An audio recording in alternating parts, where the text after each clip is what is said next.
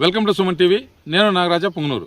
ఉమ్మడి చిత్తూరు జిల్లా వ్యాప్తంగా ఎండలు రోజు రోజుకు పెరుగుతున్నాయి. ప్రస్తుతము 42 డిగ్రీల వరకు ఎండ తీవ్రతరం ఉందని వాతావరణ శాఖ అధికారులు తెలుపుతున్నారు. ఏప్రిల్ చివరి అంకము, అదేవిధంగా మే మొదటి వారంలో 40 నుంచి 45 డిగ్రీల వరకు ఎండలు కాస్తాయని అధికారులు తెలుపుతున్నారు. ఈ యొక్క ఎండలకు బయట వచ్చినటువంటి వ్యక్తులు వడదెబ్బ తగిలితే ఏ విధమైన జాగ్రత్తలు తీసుకోవాలి, అదేవిధంగా వడదెబ్బ తగలకుండా ఎలాంటి చర్యలు తీసుకోవాలన్న అంశాలను డిఎంహెచ్ఓ అయినటువంటి నాగా శశిభూషణ్ రెడ్డి పలు జాగ్రత్తలను వివరించారు. ప్రజలందరికీ శుభోదయం. సో ఇప్పుడు మన చిత్తూరు జిల్లానే కాకుండా రాష్ట్ర వ్యాప్తంగా కూడా ఎండాకాలంలో వడగాల్పుల పరిస్థితి ఎక్కువ ఉంది. మనకు వాతావరణ శాఖ నుంచి కూడా ఇన్ఫర్మేషన్ వచ్చింది. కాబట్టి ప్రజలకు అవగాహన కల్పించడానికి ప్రభుత్వం తరపు నుంచి మేమేమి కార్యక్రమాలు చేస్తున్నాం, మీరేమి ప్రివెన్షన్ మెజర్స్ తీసుకోవాలని చెప్పే దాని గురించి మేము మాట్లాడుతున్నాం.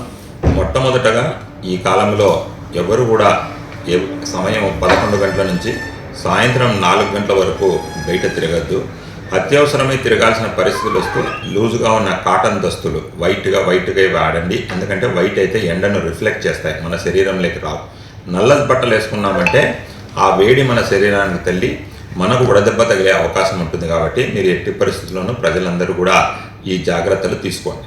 తర్వాత ముఖ్యమైనది ఏంటంటే ఈ గ్రామీణ ఉపాధి కూలీలు కానీ రైతు కూలీలు కానీ ఎవరైనా పొలం పనులు పోయిన వాళ్ళు కూడా నీళ్లు ఖచ్చితంగా బాటిల్స్లో కానీ కుండల్లో కానీ పెట్టుకొని తీసుకొని వెళ్ళండి. ఖచ్చితంగా ప్రతిరోజు కూడా 5 లీటర్ల నీళ్లు మనం ఎట్టి పరిస్థితులను తాగాలి. సో ఒకవేళ వడదెబ్బ తగిలితే ప్రభుత్వం తరపున ఉన్న విలేజ్ హెల్త్ క్లినిక్స్ కానీ ప్రాథమిక ఆరోగ్య కేంద్రాలు కానీ పట్టణ ఆరోగ్య కేంద్రాల్లో కానీ సామాజిక ఆరోగ్య కేంద్రాలలో అంతా కూడా ఓఆర్ఎస్ కార్నర్లని ఎస్టాబ్లిష్ చేశాం. సో అదే కాకుండా ఇంకా సివియర్గా అయిందంటే మీరు అడ్మిషన్ తీసుకొని మీకు కావాల్సిన ఐవి ఫ్లూయిడ్స్ ద్రావణాలు ఎక్కించి మీకు ఏ ఇబ్బంది జరగకోకుండా ప్రజలకు మనము ఈ కార్యక్రమం చేయమని మేము సిబ్బందికి అందరికీ కూడా జూమ్ ద్వారా ఇన్స్ట్రక్షన్స్ ఇచ్చాం. సో ప్రభుత్వం దీనికి సంబంధించి కొన్ని చర్యలు చేయడం ఏంటంటే ఓఆర్ఎస్ కార్నర్లు ఎస్టాబ్లిష్ చేయడము. రెండవది ఏంటంటే 108లో కూడా వడదెబ్బ తగిలి తీసుకొని వచ్చే లోపల వాళ్ళ శరీరం చల్లగా ఉంచడానికి ఈ ఐస్ ప్యాక్స్ కూడా మన ప్రాథమిక ఆరోగ్య కేంద్రాల నుంచి తీసుకొని ఈరోజు ఉదయం తీసుకొని మళ్ళీ ఉదయం తీసుకొని మార్చుకోమని కూడా చెప్పాము.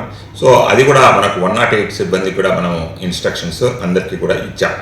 కాబట్టి మీరు అందరూ కూడా ఈ జాగ్రత్త చర్యలు తీసుకొని ఎట్టి పరిస్థితుల్లోనూ మీకు సిమ్టమ్స్ ఎట్లున్నాయంటే చర్మం పొడిబారిపోవడము, నీరసం రావడము, గొంతు ఎండిపోవడము, దాహం వేయడము, చర్మం ఈ పొడిబారడం అంటే ఏంటంటే ఈ డ్రై హీట్ అంటాము.